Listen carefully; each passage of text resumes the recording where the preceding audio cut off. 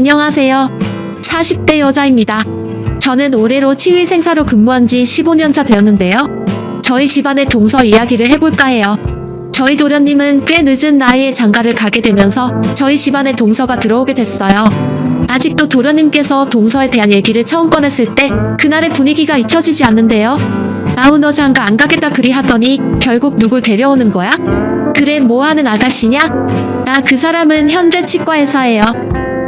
뭐라고? 의사? 아니 네가 어쩌다 그런 아가씨랑 엮이게 된 거냐? 사실 저도 이런 사람이랑 제가 엮일 줄 몰랐는데 지인과 만난 자리에서 어쩌다 만나 몇 마디를 나눠보니까 서로 취미도 비슷하고 좋아하는 것도 비슷해서 대화가 잘 맞더라고요. 그러다 보니 결혼까지 생각하게 되었고요. 어머니 그간 자식이 장가 안 가서 걱정이 많으셨을 텐데 죄송합니다. 이제라도 가게 됐으니 마음 푹 놓으세요. 그래 너무 잘 됐구나. 사람 땜땜이도 중요하지만 집안도 직업도 중요하지. 언제 그 아가씨를 볼 수 있는 거야? 한 이번 주 주말 정도면 시간 날 것 같은데 괜찮으세요? 괜찮고 말고 큰애야 너 나랑 장도 보고 음식도 만들어 놔야 하니까 그날 시간 비워놔라. 어머님은 도련님이 의사 아가씨와 결혼하게 됐다며 무척 기뻐하셨고 저에게 무조건 그날을 비워놓으라 하시며 한방 웃음을 지으셨어요. 그러면서 하는 말이 우리 의사 며느리가 뭘 해줘야 좋아할까?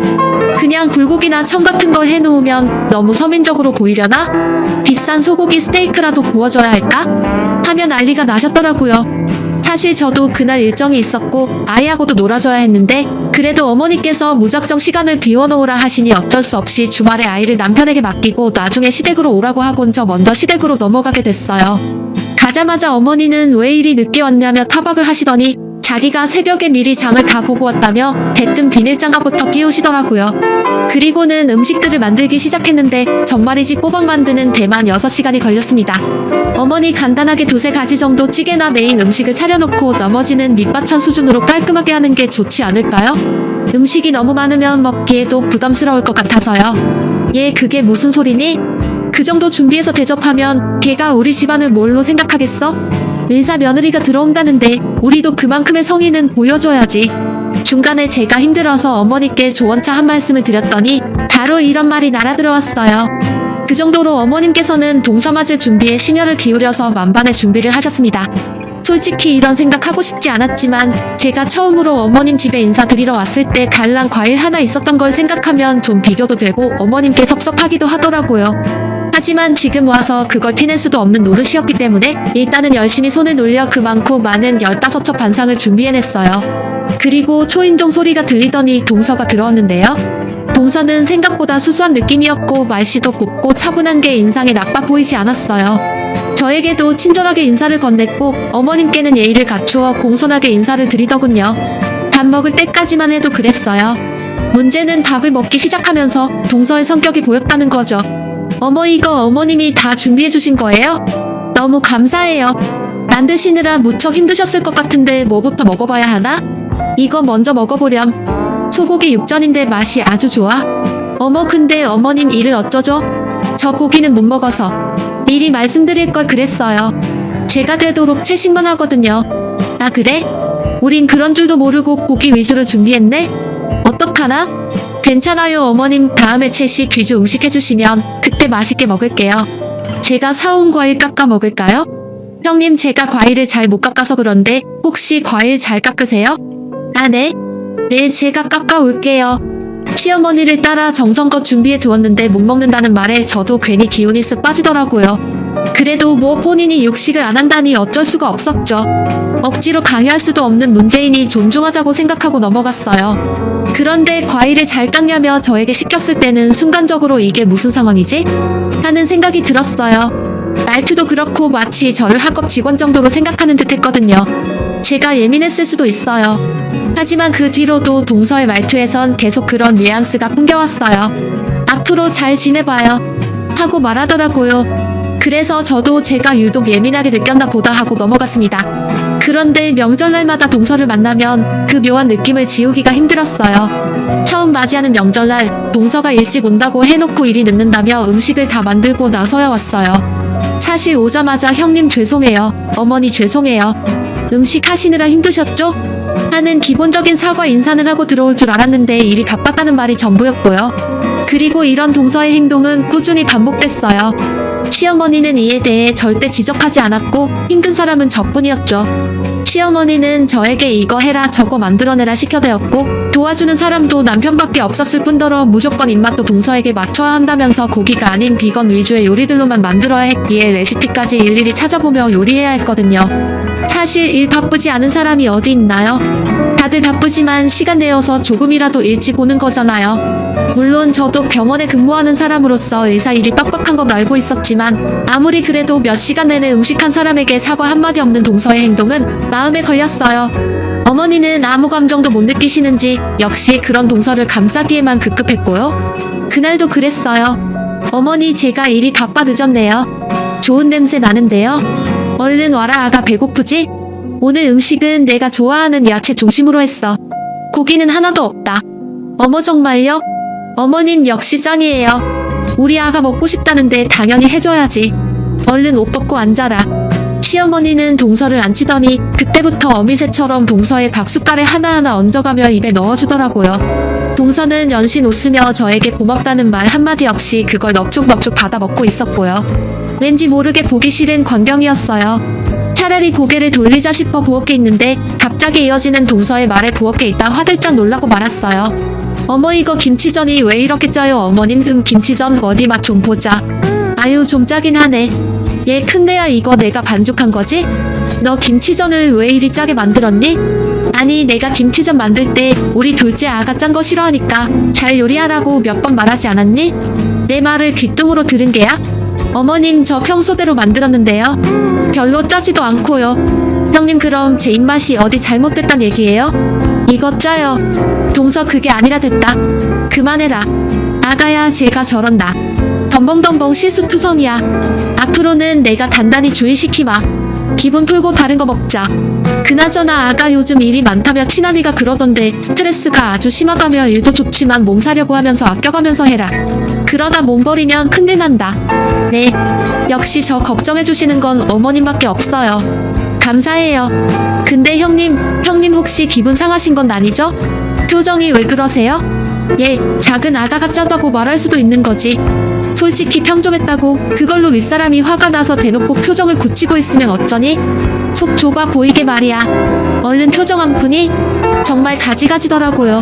제가 만든 김치전이 짜다며 갑자기 시비를 거는 동서나 그걸 받아치며 저에게 뭐라 하시는 시어머니나 둘이족이 너무 잘 맞아 마치 한 쌍의 원앙새인 줄 알았어요. 게다가 동서가 저에게 얄밉게 표정이 안 좋다며 굳이 지적을 하고 나서니 그때쯤 되어선 저도 참을 수가 없었어요. 네, 차라리 잘 됐네요. 말 나온 김에 저도 속 시원하게 말씀드릴게요. 동서, 솔직히 말해서 동서의 행동 몇 가지 때문에 기분이 좀 나빴어. 일단 동서는 지금 몇 번이나 명절날 바쁘다고 일찍 오지 않아서 나 혼자만 일을 하게 됐어. 근데 일이 그렇게 됐으면 나한테 적어도 사과 몇 마디 정도는 해줄 수 있는 거 아니야? 난 동서한테 사과 한마디 들어본 적이 없어. 그리고 어머님께서도 무조건 그런 동서를 감싸고 돌 게 아니라 잘못된 건 잘못됐다 말씀해 주셔야죠. 음식도 안 하고 음식에 대해 불평만 하면 제 기분도 상한다고요. 동서나 저나 어머님 같은 며느리인데 이러시면 저는 차별이라고 느낄 수밖에 없어요. 속상하기도 하고요.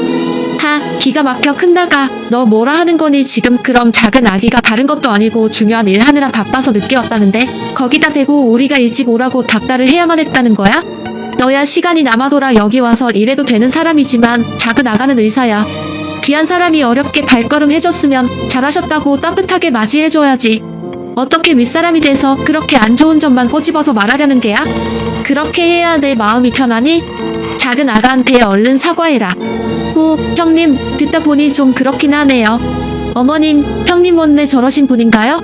아니, 저한테 악감정이라도 있으신 거예요? 제가 원래 성격이 모난 구석에 있다. 아량 넓은 작은 아가, 내가 이해해라.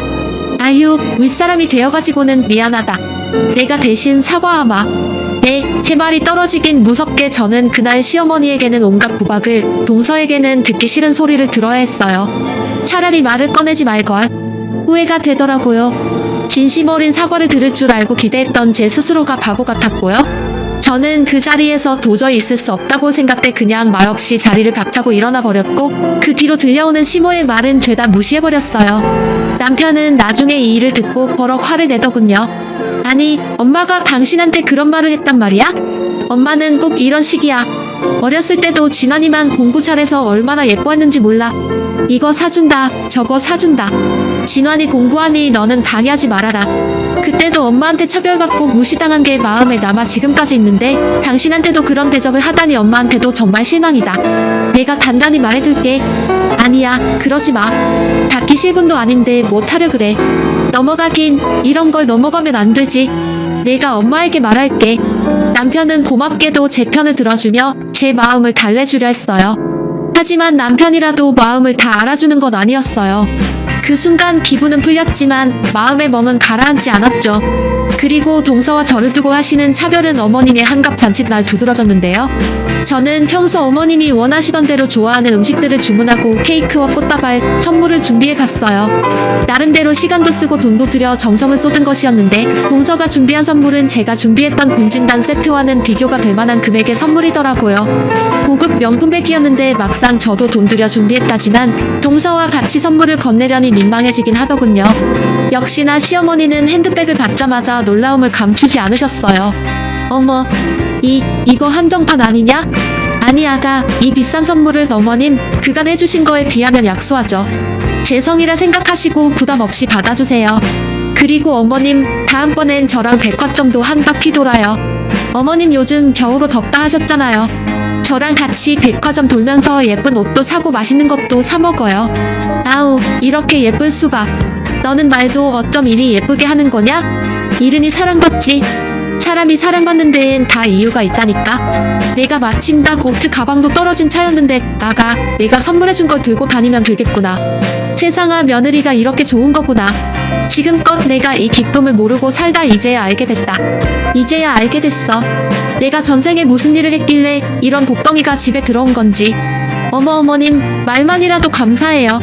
시어머니가 대놓고 제 앞에서 이제야 며느리 얻은 기쁨을 알게 되었다며 웃으시는데 저도 남편도 얼굴이 굳어졌습니다.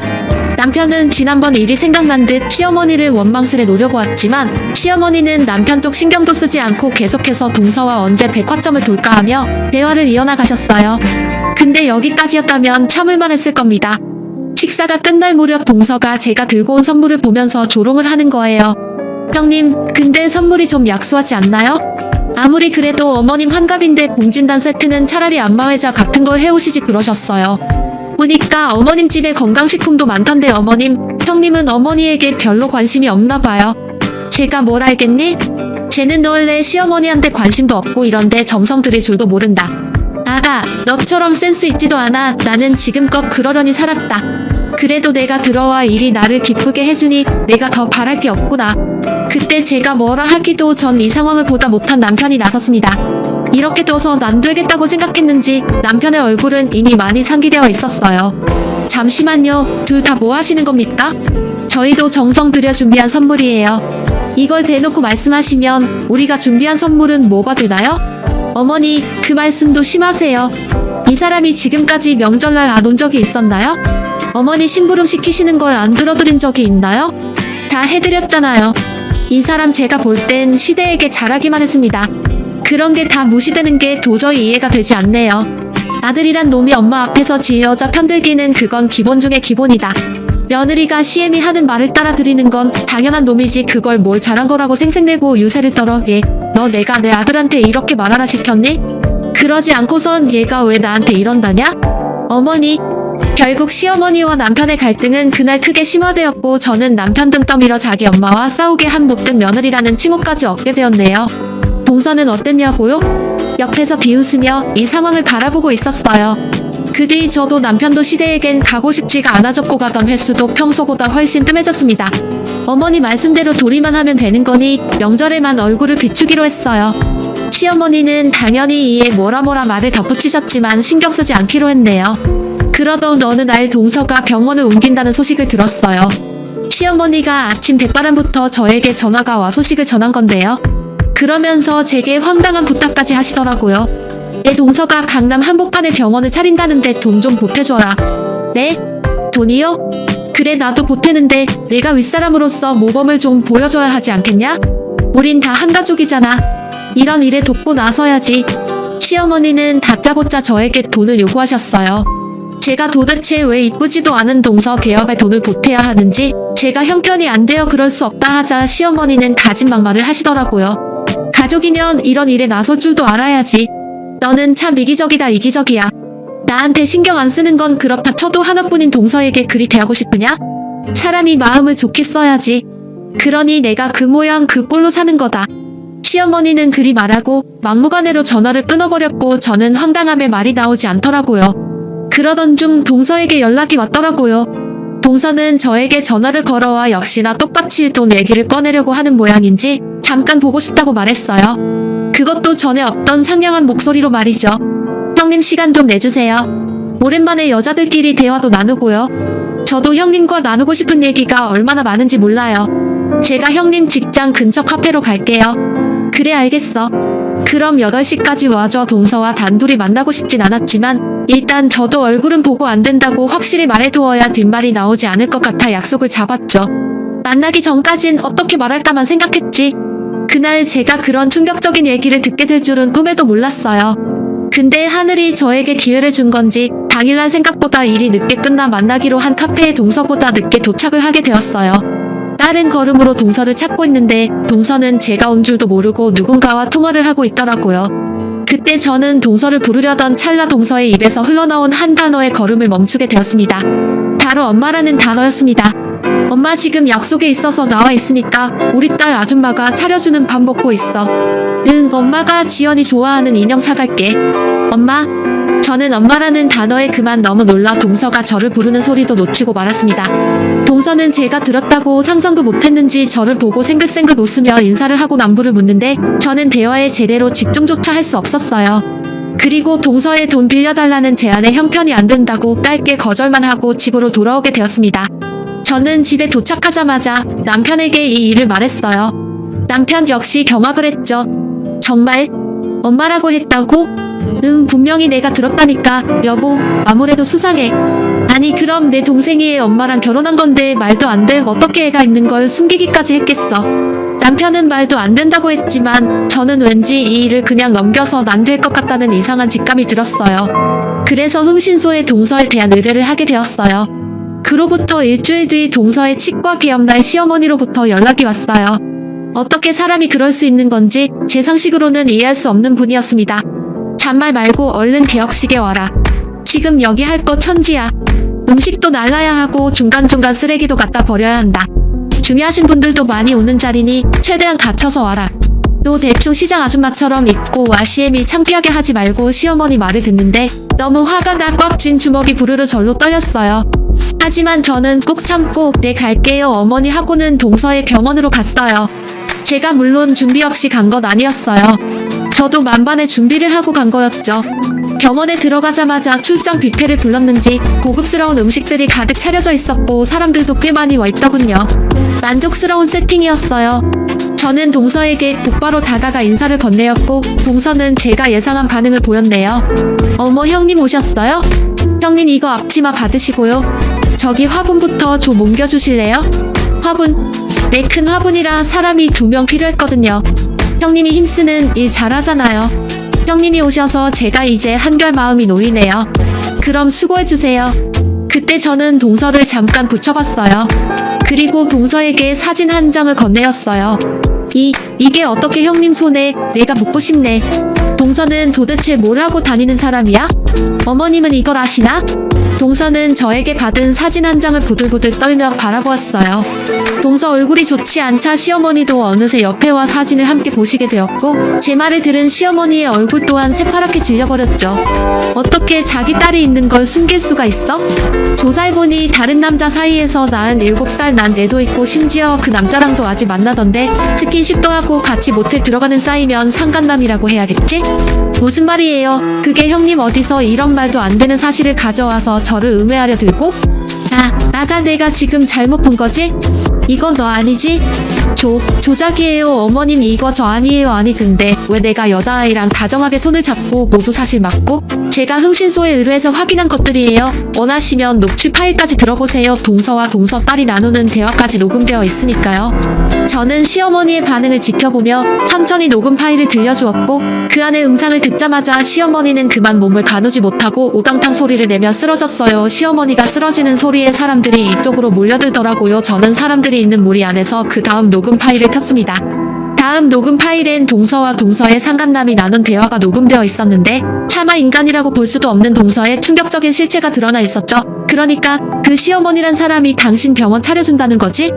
그래 그렇다니까 지금이야 내가 빚도 있고 애도 있어서 사는 게 그저 그렇다 쳐도 강남의 병원만 개업해봐 돈 버는 거 순식간이지 뭐 시어머니란 사람도 참 멍청하다니까 내 의사 직함 하나만 보고 그 큰 돈을 턱턱 주고 말이야 맞아 당신한테는 돈줄이야 돈 줄고 줄 절대 놓지 말고 꼭 붙잡고 있어야 한다 알겠지? 그래야 나도 살고 우리 딸도 살아 어머님은 그 얘기까지 듣자 믿을 수 없다는 얼굴로 동서를 쳐다보다 그만 동서의 얼굴에 뺨을 쳐버렸고 동서는 얼굴을 감싸시며 울음을 터뜨리더니 밖으로 뛰쳐나가 버렸습니다. 그리고 저는 더 이상 이 난장판에 끼기 싫어 사진들을 그대로 서류 봉투 안에 넣고 뒤돌아섰어요. 동서는 사기죄로 고소를 당했고 또 이혼 소송까지 걸려버렸죠. 어머니와 동서 한때 죽고 못 살던 두 사람이 이렇게 갈라진 모습을 보니 묵은안이 사라진 듯 너무 상쾌했어요. 또 사람의 밑바닥을 다 본 기분이라 한편으론 씁쓸하기도 했고요. 지금도 가끔씩 동서를 생각하면 믿기 힘들 때가 많아요. 저도 이런데 서방님은 더 아시겠죠? 서방님은 아직도 충격에서 헤어나오지 못하시고 현재 우울증 치료를 받고 계세요. 그래도 어찌됐든 이 일로 시어머니도 정신을 차리시고 저 역시 더 이상 두 사람에게 놀아나지 않아도 되니 속은 시원해요. 부디 여러분들께엔 이런 사람 마주칠 일평생에 한 번이라도 없었으면 합니다. 가족이 되실 일은 더더욱 없었으면 해요. 하루하루가 평안하고 행복하시길 바랍니다. 지금까지 긴 이야기 들어주셔서 감사합니다. 여러분 사연 댓글에 응원과 현명한 조언 부탁드려요. 좋아요와 구독은 저에게 큰 힘이 됩니다. 오늘도 좋은 일 가득하세요.